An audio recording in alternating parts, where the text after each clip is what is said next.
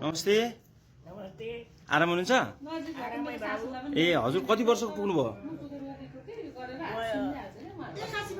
81 वर्ष। 81 वर्ष हुनुभयो। अनि बत्ती यहाँ आज भिजाउन लाछ भन्ने कुरा थाहा पाएर चाहिँ यो थाहा पाएर। मिलाउँदा आउनु भएको। हजुर घर कहाँ आमा? ल्याएको पनि थियो अस्ति। ए ल्याउनु भएको थियो? ल्याएको थियो, छोरा बुहारीले ल्याएको थियो नि त। ए हजुर हजुर घर कहाँ? घर चाहिँ हाम्रो सोलु हो, तर बसाइ चाहिँ कलङ्की। कलङ्कीमा बस्नुहुन्छ? ए घर चाहिँ हाम्रो सधैँ घर चाहिँ सोलु। ए हजुर।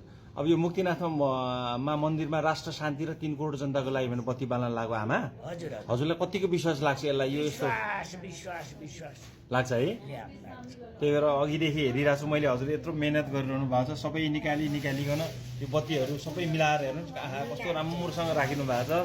हजुर हजुर। ल एकदम आस्था राखेर आउनुभयो आमा, धन्यवाद है। हस् हस् हस् धन्यवाद आमा। धन्यवाद। मेरा सासू ससुर बाबुआमाको नाउँमा अस्ति पठाएको छु। ए यहाँनिर बाल्नको लागि? यहाँ पाल्न अनि ए भिजाउन आउनु भन्नुभएको रहेछ र नि। हजुर।